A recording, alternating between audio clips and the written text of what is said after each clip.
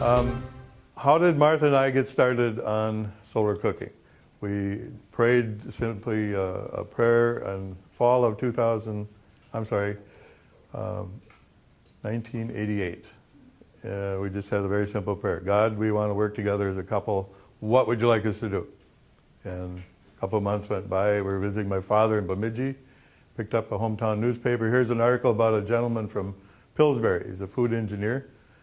And a friend of his from the University of Sacramento, a professor in microbiology, and the two of them are heading down to Guatemala, and they're going to show families how you could cook an entire meal just with the power of the sunshine in a cardboard box and some dark pots.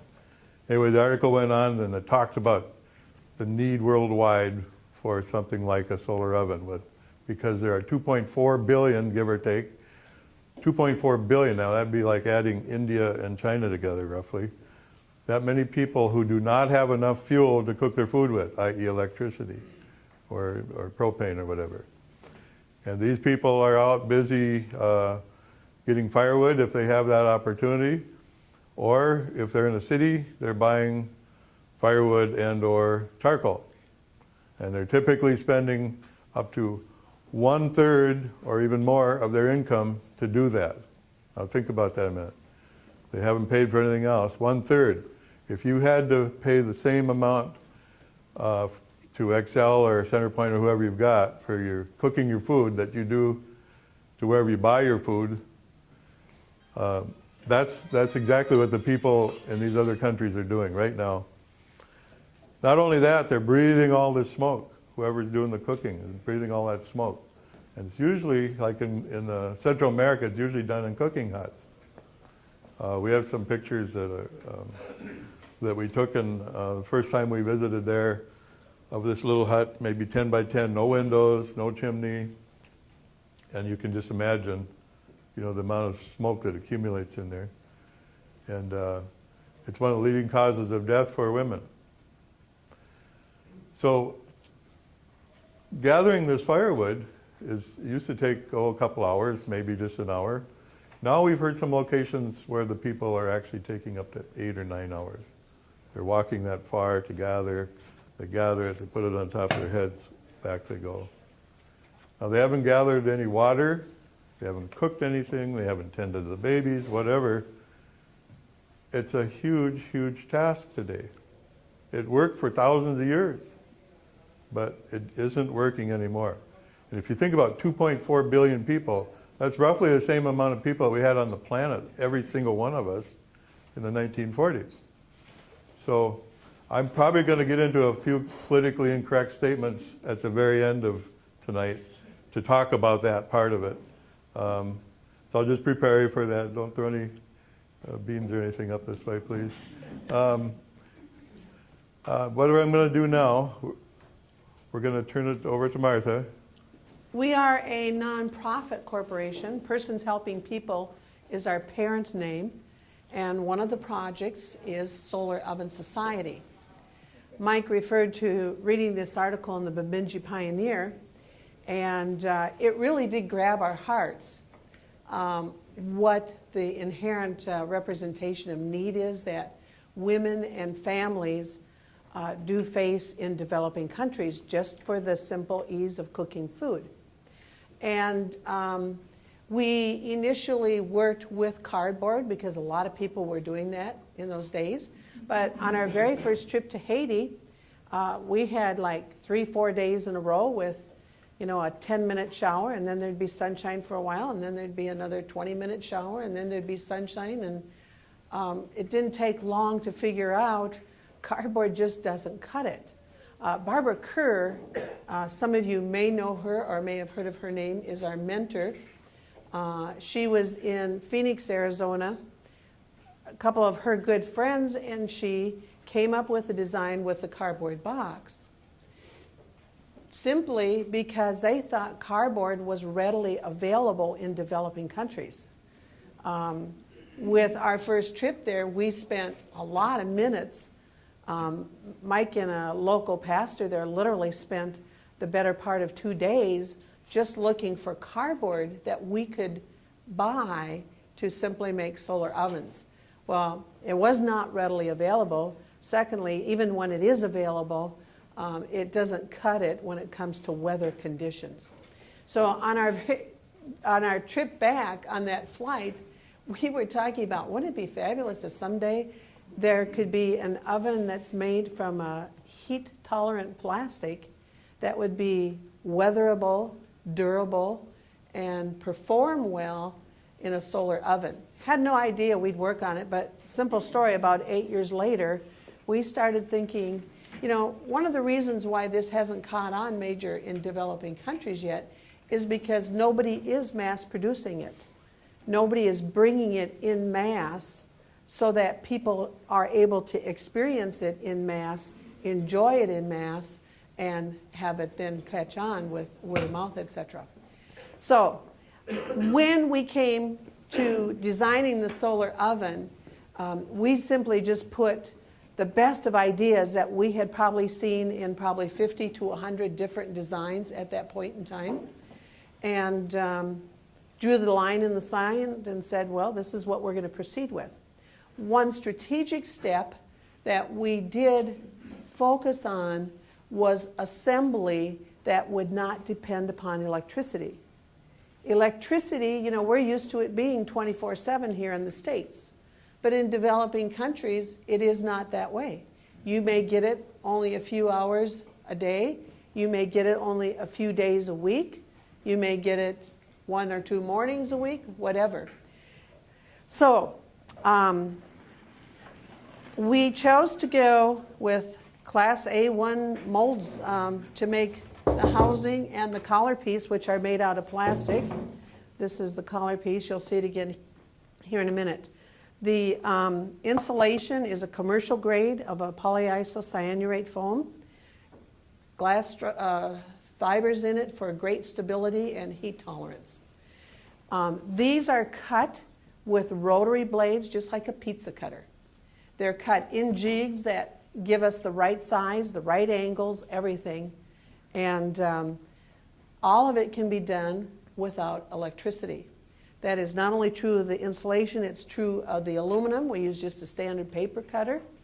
We've cut parts for over 10,000 ovens on the same cutter, have never sharpened it. It just continues to cut and cut and cut. I don't know at what point we'll sharpen it, but it is continuing to cut. So a strategic strategy was for providing employment for many numbers of people. Many countries have 30 to 70% unemployment. And there are a lot of people that would love having employment. So that is what we hope to do long term, and we're making good progress with that. Charlie is going to be our helper. We have 5 pieces of insulation. This one goes into the floor. This one is for the back wall, which is closest to you. Here's the front wall.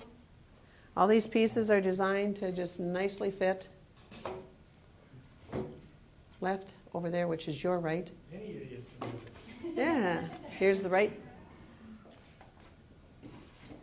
Our aluminum is simply from flashing for roofs, and the paint is baked on there at 450 degrees, so all the outgassing is done. There's no problem. It doesn't fade away. Here we simply take, here's the right end cap. This lower corner goes into this hole. No, right here in this aluminum. This goes behind. Okay, and then this. Yep. Push it snug into the corner. Same thing with the left side. All right.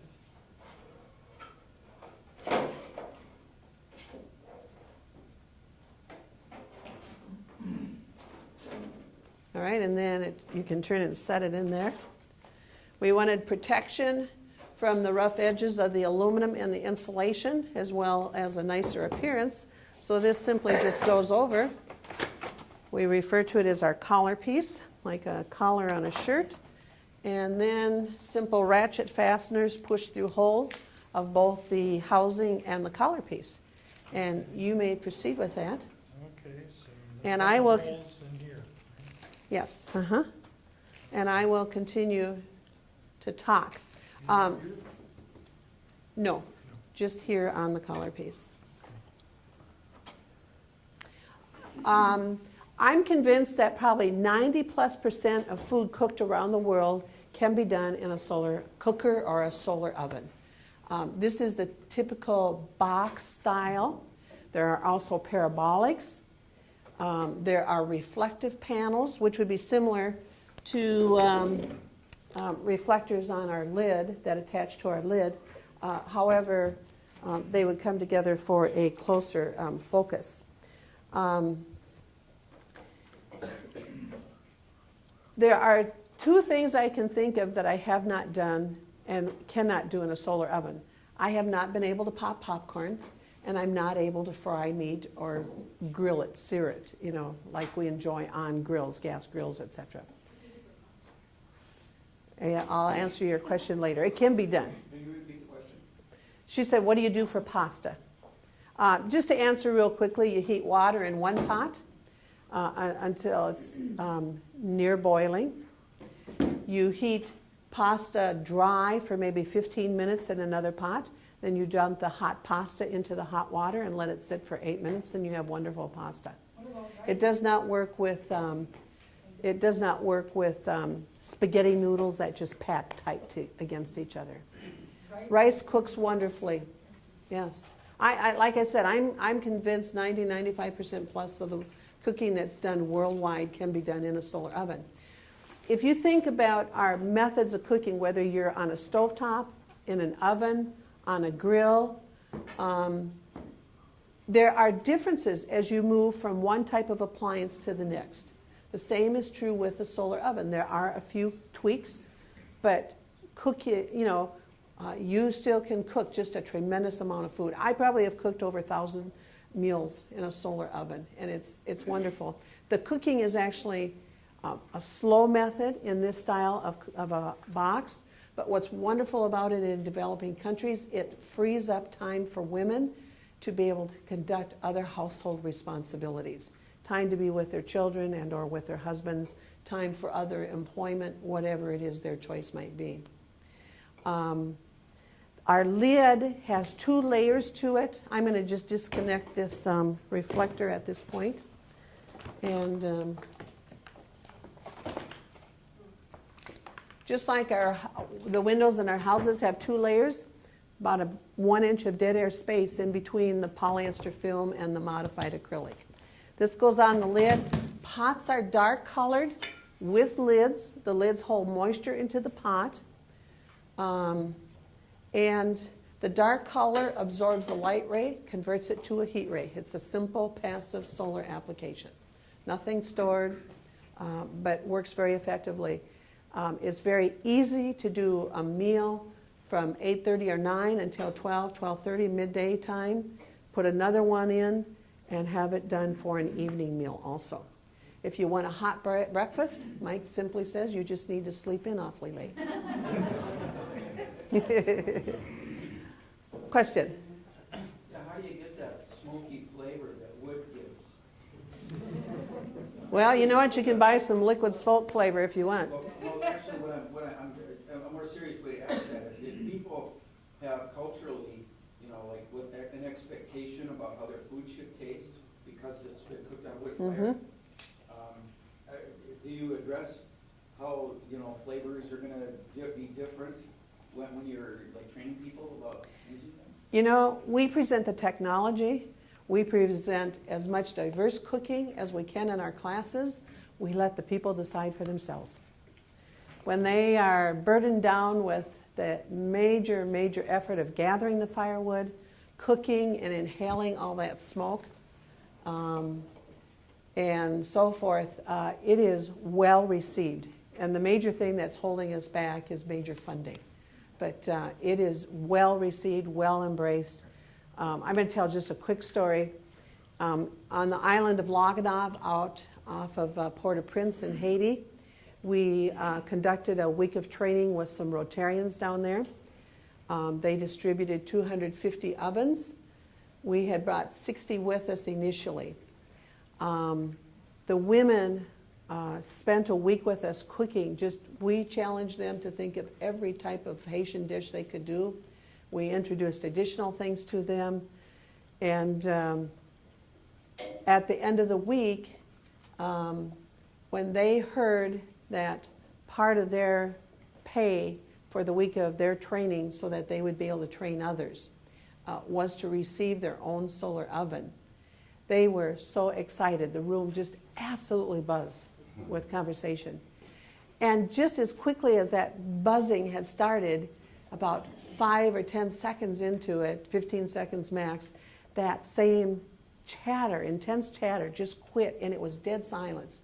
One woman bent down, she picked up the solar oven and she put it on her head and she just started dancing and singing, and the entire room absolutely erupted. The only flaw was we didn't have a video cam going. It was a wonderful, beautiful experience. That was a great question. She usually trains the women, and when I can get a chance to talk to their husbands, I'll talk to their husbands, quite frankly. Ask them some questions. You know, if the food doesn't taste quite like it did before, but all of a sudden you get free energy here, you get more time out of your day and whatnot, is that worth a change in taste? And then it becomes their decision. We don't try to make decisions for anybody. But we present different questions to them and let them think that through. And actually then once they taste the food, they're good with it. Some people will do most of the cooking in here and then finish it off over a fire if they really want that wood smoke taste. So we're anxious to see if somebody will come up with a natural browning or smoky flavor that can be added to it. But those are the sort of things that do need to be overcome. The last question I ask them is, okay, you like that smoky taste. What are you going to do when all the trees are gone? How are you going to cook your food then? You can see the wheels turning. And, you know, so again, it's their decision, but those are the sorts of things that do need to be addressed. Yeah. Hi, Mike. I have an oven, and I've cooked about 10 meals in it. It tastes roasted, you know, or stewed, you know, depending on how how long you cook stuff. But it's amazing how much the flavor is, the natural flavor of the food just comes zinging out of, a vegetable. You know, it's just different than cooking it any other way. My friends and I are just amazed. But you can overcook things. You can. I thought I read somewhere that, you can't overcook it. No, you can turn Can't burn it, much but you can. longer for vegetable puree. Yeah. Yes. Hi, Daryl. I wanted to speak for Don. Don and I last summer taught a course in southwest Minnesota on solar energy. It was a week long? 2 weeks long. One of the students used that solar oven and cooked for us every day. And I was absolutely amazed how good the food tasted. He was a good cook too. But I think it was, and I thought a little bit of extra magic, but food tastes very well. She did something, she was in class and she had to pay attention to the temperature of the food. She had a little remote radio, the temperature inside the cooker would Really? show up on her desk. Really? And she'd say, excuse me, I gotta go turn the oven. No kidding. So, We'll have to get one of those. You know, Hey, Doug. it's where I have a little complaint about marketing. And basically, I don't know if you remember, but I got a lead for a whole factory. And I brought that to you and sent email. Don, we blew it. I told you that over the phone. Enough said. Well, I just mean that, if you really want this to go, you gotta answer your emails and phone calls. Thank you. Thanks for pointing that out in front of the group. Appreciate that. Yes. I haven't tried the food from the solar oven. I assume since it's slow cooking, it's something like cooking in a crock pot. Is it This is our solar crock pot. Yeah. Okay. Yep, And that's how- a how's it wonderful different example. than, you know, like, you know, I can throw like a pork roast in a crock pot in the morning and by evening it's something like that shredded pork that's outside there and, you know, it's nice and Just tender. like that, I could do just like that the other day. Thank you for helping. You get, if your day job, yeah, this, do you want to try that? Okay. These clips here, there's 6 clips all the way around, and those go just to hold it in place in the wind. As you're picking up in the comments that have been shared from the audience, solar cooking is more flavorful than most of our other Yep, methods there's a little of hole there. cooking. It's more tender, and it is literally more nutritious because more vitamins Glasses and on. minerals stay in the food as opposed to being forced away by the processes of steam. The manufacturing of it, can you use recycled materials to make your black box, like, could We use the initially- the plant containers that we all get from gardening, that looks like the black, or, I don't know, I mean, can you use recycled materials to manufacture this, which would be a, The first 8 years that we manufactured this oven, we used 100% recycled PET. Blew most people's minds away. It was always a challenge to do it, one, because of the size, but the moisture content that PET absorbs was a major challenge. In a summer run, hot resin shot out of the mold across a gentleman's arm and hand, 500 degrees hot. And they just said, we will not do it anymore.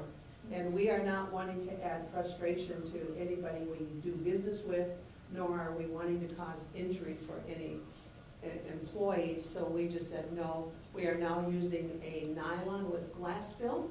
And we are hoping we will be able to switch to recycled nylon with glass fill also. where do you get them done?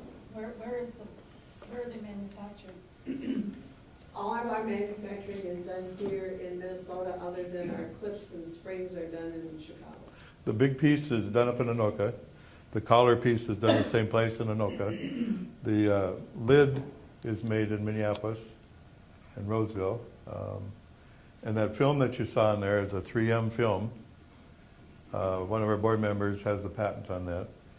And then the tape that holds the film to the modified acrylic is also a 3M product. And this is made by Liberty I'm Carton. not sure where the laminate is made, but the coroplast is made by Liberty Carton right here. So a lot of Minnesota products here. Good questions. He's been waiting here. Yeah, could you just show us how you use the pots there and if you can use different kind of pots and, I mean, just in real life, how are those put in there and how do you use them?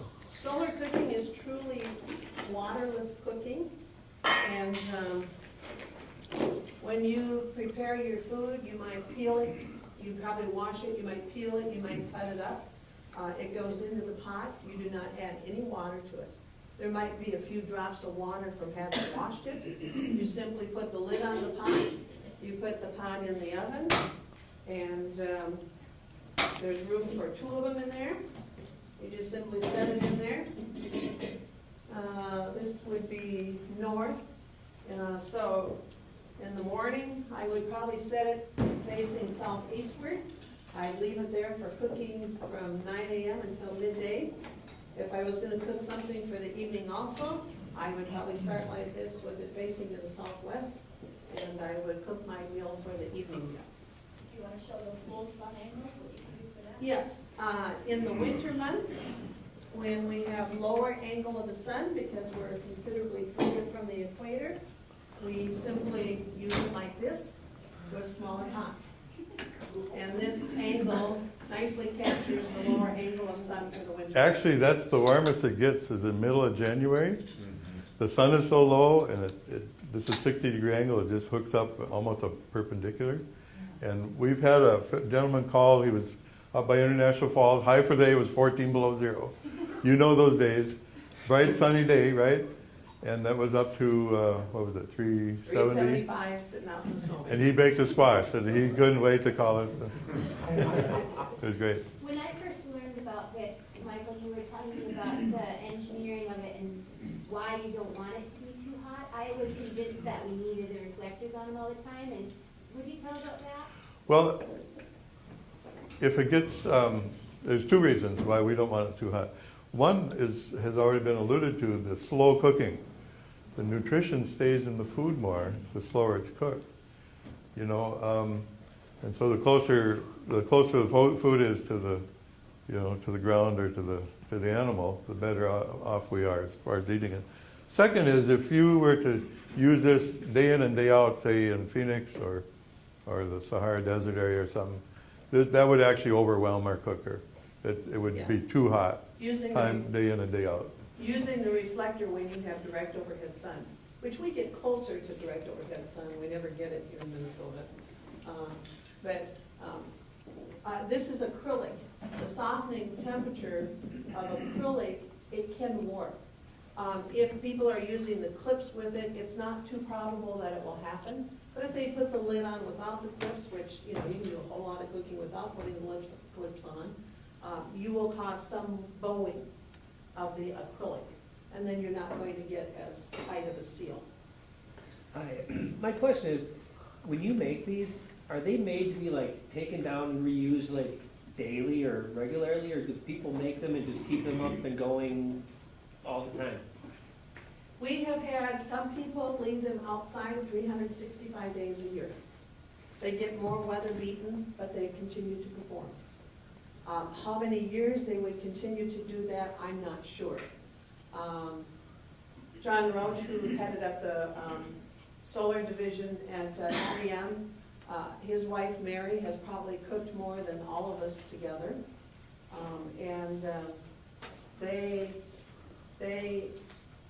They use it for cooking their food, doing their baking. They heat their water for washing their dishes in it, which becomes simpler when it's just two people using it. Okay, if you're cooking for a family of 4 to 6, then you know you don't give up as much space to heating water for washing dishes. They just love maximizing it, and they cook, you know, any day that's sunny, 365 days of, you know, unless they're traveling, which they don't travel all that much. Charlie? Two questions. What's the unit price, and what are these for? Okay, that will be a good transition for us. Retail price, $134.97, $135. The reflectors are the only things that are optional. They're $22.97. With the oven, you get 2 pots, an oven thermometer, a water pasteurization indicator. You get a manual. Why don't you just pass that around, unless you want to talk about it. You get a manual and a collection of recipes also with it.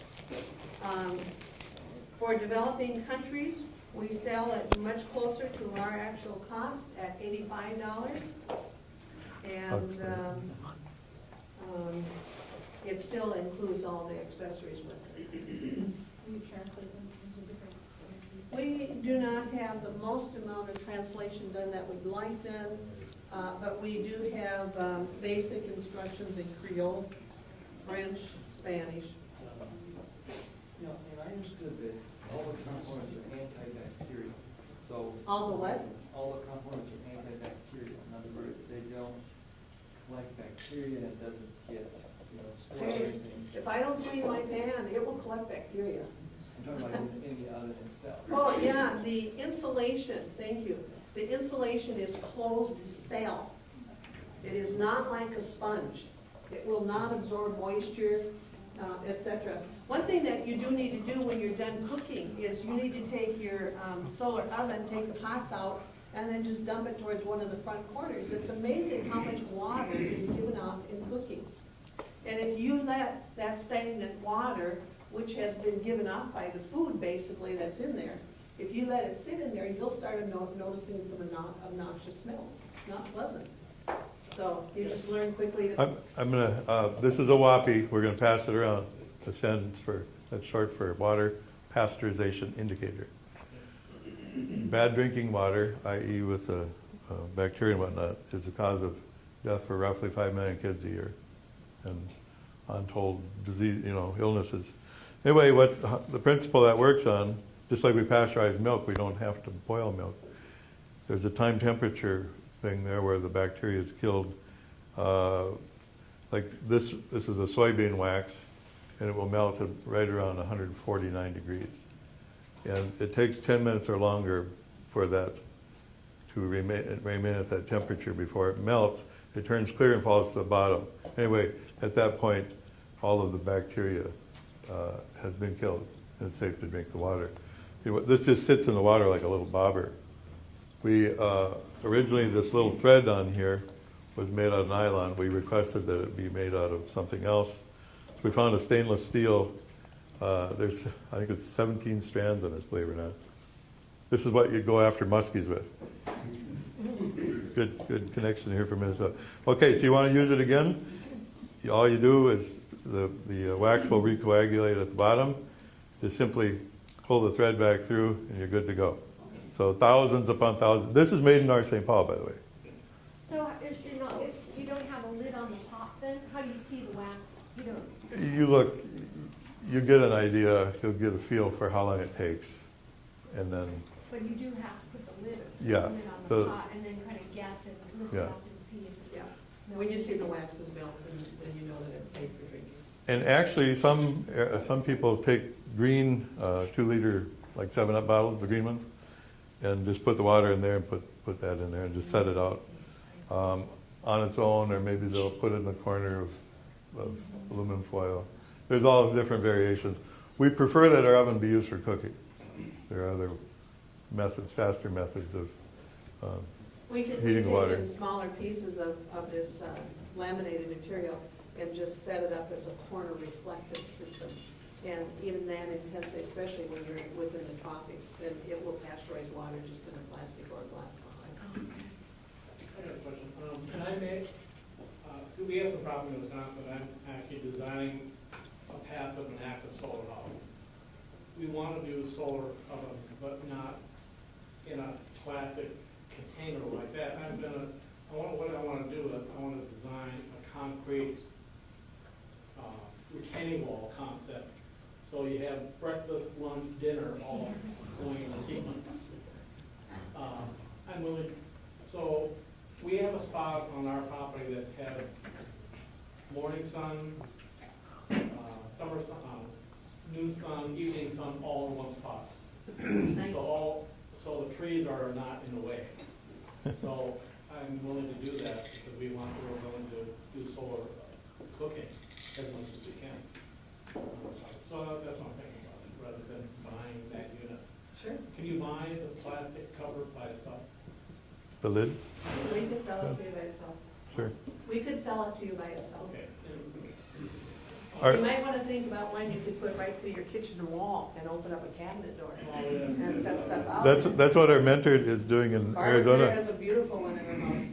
All she has to do is open up a cabinet door in her kitchen, set her pot out in her solar oven. Have you thought about using wet sand? We bought some Lexan and we took it, you mean the double walls? Yeah. It won't withstand the temperatures we You found have out a in rigid Nicaragua. You have to have a rigid frame to keep it from Do you flexing. always use the reflector? No, No. we actually use it very When do you little. use the reflector? When do you use the reflector? That's what I want to know. I got the reflector, but I haven't used it yet because I don't seem like I need to yet. Primarily, the reflectors, we designed the reflectors about 3 to 4 years after we started production. Basically for winter months, because it will enhance the performance in the winter months. Make it go Um, faster. If you have primarily, 60% cloud cover or something like that, you might enjoy throwing the reflectors on also. Basically, the reflectors this size are doubling the amount of sunshine going into the oven. So it just helps to compete with the exterior cold temperatures. Yes, ma'am? 2 questions. Have you talked to Bill Gates about your project? It sounds like the perfect project for him. We sent him one early on, and we need to send him another one. Okay. Number 2. If you got his phone number, we'll, Number 2, what about in an area like Seattle where they get so little sunshine? Plan B. This is not a cloud cooker, it's not a rain cooker. What else can you say? It's a solar cooker. But those sunny days that do happen, they're fun. Yeah. But in developing world then, they'd have to have a backup have to like build a fire or something We're- when they've just got several days of rain? Oh, you That's what this is. Yeah. Okay, let's take a couple more questions, and then I think we should transition, and we can always come Yeah. back for more questions, okay? Couple of questions. When did you start making? So we started, I really didn't finish that story. When I saw this at my father's house, I knew when I read that article that that's what the assignment was, but I thought I better check with the boss, and she read it, and she agreed. So we came back home, called the guy from Pillsbury, said, when can you train us? And we had our very first solar cook meal April 15th of 1989. Tax day is easy to remember. And so we've been doing it ever since with cardboard. We moved to plywood. We've tried, 80, maybe 100 different designs. We started making this one in 99. That's roughly 10 years at this point. I was in Africa over 30 years ago, and they were trying to get people to use solar. I didn't see a model, but I heard a lot of the non-governmental organizations that were there were trying to get people to start using these things. I wonder if you have researched other styles of ovens. Lots of styles. Yeah, like you said. We just put the best of ideas together into this simple model. There's several other manufacturers out there. Yeah. We put our oven out side by side, and same amount of oil in the pots, or same amount of poundage of food in the pots, whatever. And especially with, not especially, but with the reflectors, we always outperform the other models. Often without reflectors, we even outperform the other models. It is a very well insulated oven. So you can only use this size, like, a lot of people have big families, like three wives and 15. I was tried it very openly in Haiti, because it was not big enough. It's not big enough for their family size. And I simply told them how it was that we were doing this size, and one lady very cautiously raised her hand.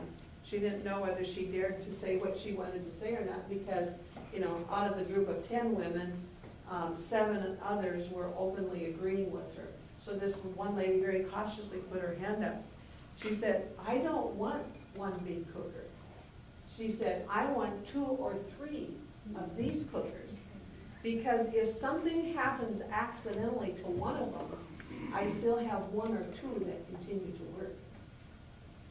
And boy, everybody had to nod their heads when she answered. The practical side of that is, if you have a great big pot, then you need a whole bunch of heat to get into the center of the pot to cook the food. So, yeah, you could put a bigger pot in here, but it probably wouldn't work very well. Yeah.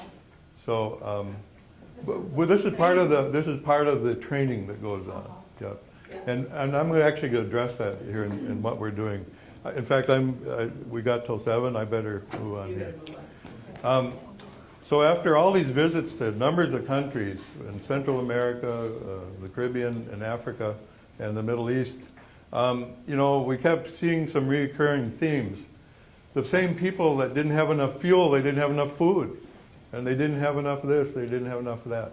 So it's, the question started rolling. What good is a solar oven if you have no food to put into it? What good is a solar oven if it's a cloudy or rainy day, or if it's at night? This is not a cloud cooker, it's not a moon cooker, it's a solar cooker. And even in the best of climates for these things, they have those moments when then this doesn't work, okay? And what's the reason that they need this in the first place? Well, the trees are disappearing. I mean, they've been there for millennia, but now they're being overcome by the use. And by the way, this is one of my politically incorrect statements. The number of people using firewood is a big reason for deforestation. Am I right, German? Yes. And the people at the top of the chain at the UN and whatnot don't talk about that. We hear about the rainforest. We don't hear about the people that are struggling, and they used to have trees in their village, and today those trees are basically gone. Am I right? Very true. And so we came up with some other ideas. Oh, and then the same people that are needing all this don't have usually access to good soil. for gardens. So we've just been noodling this over a period of the last 3-4 years, probably longer than that. And we went out and found other NGOs and whatnot that were addressing some of these other issues, okay? And I'm just going to take them as I see them here. This is a cooker that's being mass produced by a group in Oregon. And it's the technology behind it, the research and whatnot, is by Aprovecho. Some of you may be familiar with them. And this little cooker here can handle both charcoal and sticks. You just light the end of these sticks. It's a nice firewall inside there. And then part of the magic of this one is, at least as far as I'm concerned, is this little guy. This will expand or contract depending on the size of your pot. And what happens is the heat comes up the chimney, hits the bottom of the pot, and now instead of flaring out to the sides, it's forced to go up the sides. So now you have heat on the bottom and on the sides. So we go from a slow cooker to a wood microwave. This thing will boil water in 15 minutes, 16 minutes. It doesn't take long. So this can cook a lot of food over the course of a day. And it consumes much, much less wood, and it burns very efficiently. So we say if you use our solar cooker and this together, that you will reduce your wood use by up to 90%. So just think of all the CO2, all the greenhouse gases. I'll tell you what, folks, you think we hear stuff about power plant stuff. I love to go camping. I'm the first one around the wood fire, but if you look at the data on wood fires, it's like, oh man, you really shouldn't be breathing that smoke. It's bad stuff. Okay, so now we got another fuel here, another way to cook the food. Well, where do we get the food? Well, it starts with seeds. The very first time we went to Haiti, I spent part of my good afternoon looking for seeds to buy. I'd never been to a place like that. And you know what? You can't walk into the local hardware store or place where a pharmacy or whatever and buy seeds. The farmers have to save them from year to year, and most of the seeds that they have are not, they're not good quality seeds anymore, so they don't germinate as well as they should. Back me up there? Mm-hmm. Yep, okay. Okay, so we came across a place called Seed Saver. Some of you may know about them in Decorah, Iowa. And of course there's other ones too. And we're going to be buying seeds from places like this in bulk. Okay. Then we thought about the whole aspect of land. Good soil, A, and just having enough space, B. And a number of you are probably familiar with Mel Bartholomew and square foot gardening. And it's just raised bed gardening. There's all kinds of different ways to call it. He's an engineer who is an efficiency engineer. He was so efficient that he was able to retire when he was 42. Go figure. So, okay, now I'm retired, what am I going to do? Well, he wanted to take up gardening. So what does the efficiency engineer do? He goes and watches some master gardeners. So he takes careful notes. He's sitting around reading the notes. He said, well, they use too much land, they work way too hard, and they use too much water. So anyway, he came up with square foot gardening. He signs every vegetable, just an engineer. So now radishes, you got 16 per square foot. Tomatoes are 1 per square foot.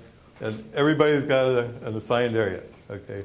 Anyway, it's just a wonderful way to do this. And basically, you just use compost. Compost is really the best vitamins and whatnot from the soil anyway, right? And you park it on rocks or pavement or whatever. Rooftops. They're growing fantastic gardens in Haiti on rooftops. So now we got gardens, we got seeds, we've got wood stove. Oh, let's see, trees. There's a group out of Washington, D.C. called Trees for the Future. And they go out, and for a dime a tree, they work with local people using whatever's indigenous trees to that area. And they teach them how to collect the seeds and work with the seeds, raise the seedlings, when to go out and plant them and all of that. They don't pay to have it done. They just work beside those people, train them. When the people are trained in that area, they'll move on to the next area. That's just part of our philosophy too. No freebies here. If you don't have money for an oven, then we'll find something for you to do, i.e. plant trees. But, okay, so now we got trees. We got the fuels, a better stove. We got our solar oven. We got the gardening. Oh, what's left out? Whoop. How many of you been to a developing country? Or I should say, how many of you been around the equator? Okay. What happens when the sun goes down? How is it? Is there a lot like around here when the sun goes down? It's kind of light out for. When the sun goes down in Jamaica, boom! It gets dark, doesn't it? I mean, we're talking dark, and it's within minutes. Well, how can you do your homework, read a book or whatever, if you don't have a way to light it?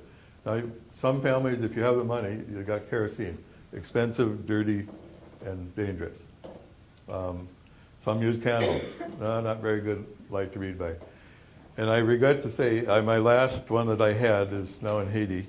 But anyway, there's a young man, and some of you may have met Patrick Delaney. He's a recent grad of U of M. He's focusing, he's electrical engineer by trade. He's focusing his time on developing reading lights for people. Not lights to walk by the path, but reading lights. Solar reading light. And it's just a little, it's like a cell phone. In fact, it uses a cell phone battery, and it's that size. So it's about like so. It powers up just a little photovoltaic cell, and it will power up even in cloudy days, rainy days, unlike our solar oven. And so now you can have this little light, and you can have 3, 4, or 5 people doing the reading. So now what we've got, if you put all that together, we're calling it Common Ground Village Kit. And what we're doing is, we haven't officially launched this yet, but we're giving people an opportunity to give us $1 or $1 million or anything in between. But for every $1, 2 trees will be planted. For every $250, they get the whole kit. And the kits are going to go to schools. They're going to go to schools in rural areas that basically have no electricity, have nothing. And why are we going to do that? Well, there's a number of reasons, but I'll tick them off here. Everybody's familiar with Apple, that they took their computers to the schools. School kids get to use them in school, and what do they want to buy when they get older? Apple. School, we got some grandkids. You know what? The grandkids adapt a whole lot faster than Grandpa. And I was probably that way when I was a young kid. So they don't know about smoke flavors and different things like that. We'll get an opportunity to show them options. Now, whether they buy into them or not, that's up to them. But these things will be available through their school. We will actually train trainers who will go out and work with the schools and get the gardens growing, or train them how to raise the gardens. Now, all of a sudden, at least they'll have a partial meal at lunchtime. A lot of these kids come to school with no meal, no breakfast. They get to school, there's no meal going on there. If they're lucky, they got a meal waiting for them at home that night. We've talked to kids that have gone 2, 3 days. That's kind of a norm. So now we got meals, we got school lunch. They'll learn better. They got lights to read at night now, and they've got better ways to cook their food. And we're really excited about that because that package can change a village. How am I doing on that? Very good. Thank you for describing all those things. Actually, I got a question for you, if you don't mind. Yeah, go ahead. Do you have time? Yep. From your experience, how much power, or like sand power, need to cook that thing or to warm up, and what the degree centigrade to cook what kind of food? Food begins cooking at 100 Fahrenheit. And most foods, we like the range of about 220 to 240 Fahrenheit. And most foods are going to be an hour and a half, 2.5. Things like fish go much quicker. And it's actually in that little book. And we don't add water. As soon as you introduce water, it's a whole different dynamic.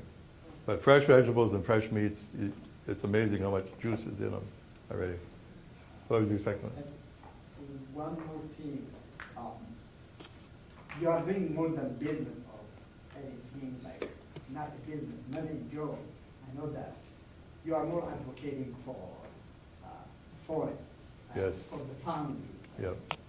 I just doubt how much you reach those people in need. And those people who have power to support those people in need to, like some other NGO, when I go to down to developing countries and doing this this kind of things.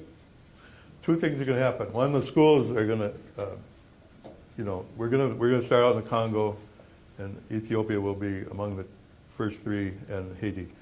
And the schools will be the testing ground and marketing to show the village how it works. These things will be available to anybody who wants to purchase them individually or as a kit.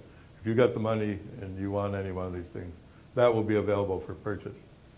The schools are simply a way to just get the community rolling on it. And I might add that we're working with a gentleman from St. Thomas, too, who's developing a little, it'll fit in the back of a pickup truck to convert biomass to biodiesel fuel without requiring a lot of extra, well, actually no extra water. And it's really dynamite. If and when that goes, that will be available for local farmers as well. Now all of a sudden, this little series of devices will turn out up to 18,000 gallons of biodiesel a year. And with that, a community can really do wonderful things. Yeah. What are the prospects for manufacturing this kind of stuff in country? This one here, if they have the right clays and whatnot, this is real good. For our particular oven, most countries, we can just forget that.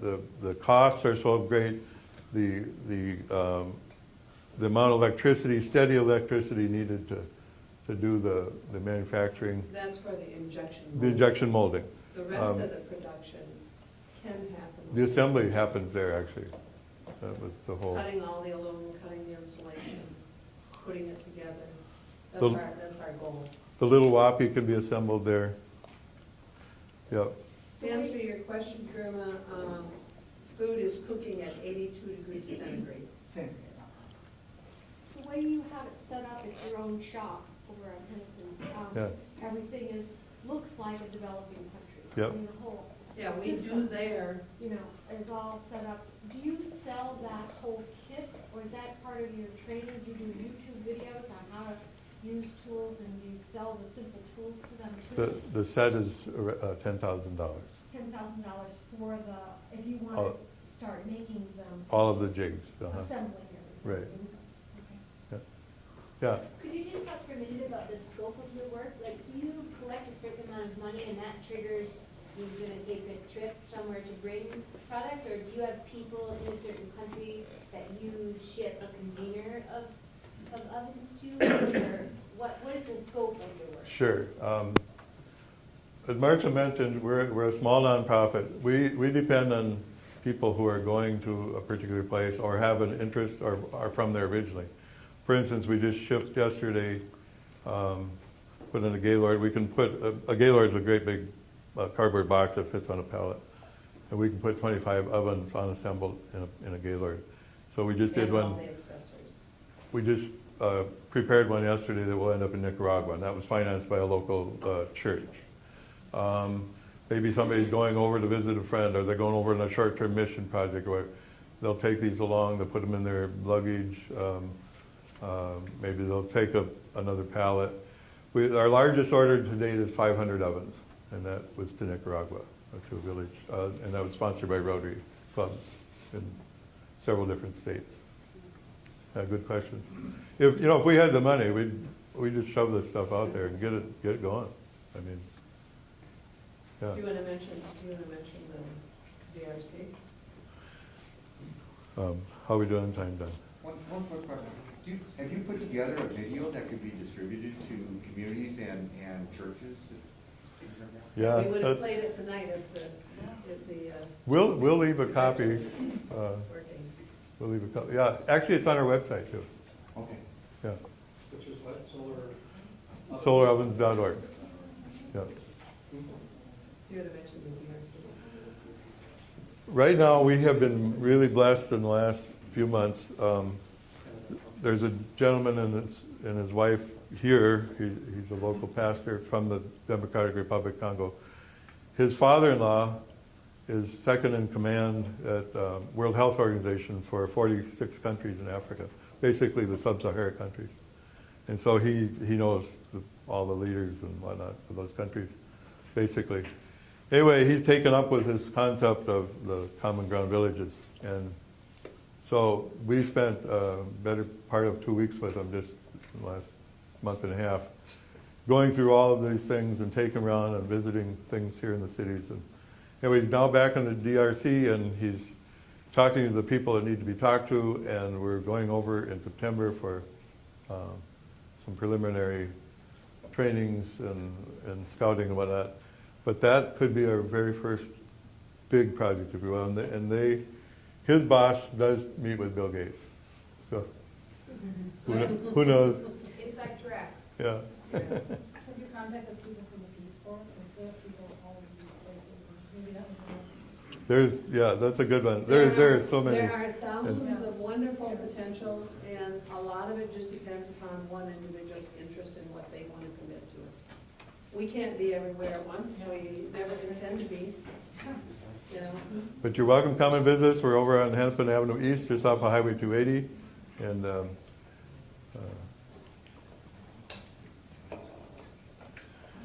so, Any additional questions? Bremer Bank, Bremer Foundation gets about $30 million away. And I don't even know if you even have to go out of the country to come into, I mean, out-of-state people might think this would be all right too. You don't have to go to Nigeria. no. You know, there's a need in Arizona, for instance, some of the tribes, some of the folks they're not on the grid. Minnesota. Most everybody's on the grid, but yeah. Doesn't matter if they're on the grid. No, I'm just thinking of it like in Arizona where there's huge amounts of sunshine and they truly are, many households not even near electricity. But you're right here in Minnesota. Yes. Let's pitch that a little differently. We don't have to go out and collect our firewood, we just have the luxury of natural gas. But, you know, at some point, the natural gas is going to become more precious. Yes. What's going to happen to our fire forest? Yep, that's right. Okay, well, can I take one more? I grew up in the woods in northern Minnesota. I used to visit my brother, an older brother who was in the Air Force in Grand Forks. And the difference between Bemidji and the Red River Valley is pretty stark. I mean, if you think about the different climates, even though it's only 110 miles and basically the same latitude. And so as a young person, I just, this is kind of interesting. But the more and more I see of the deforestation that's going on across the world, we are not assigning enough value, that's probably not the right word, enough emphasis on what that is doing to our climate. I mean, just think about the climate between the rainforest and a desert. It's huge. And it affects wind patterns, it affects rainfall, it affects the ability of the rainfall that does come to absorb the rain. It is absolutely huge, and we are really, really not paying the attention that we should to that part of it. I'm convinced that if we would go out and plant, 30, 40, 50 billion trees a year and leave them grow up to be big trees and do that for 20, 25 years running, that we would regain some of the vigor for our planet. And so, cap and trade, maybe. Plant trees, absolutely. That's just who I am and what we've observed over some of these visits.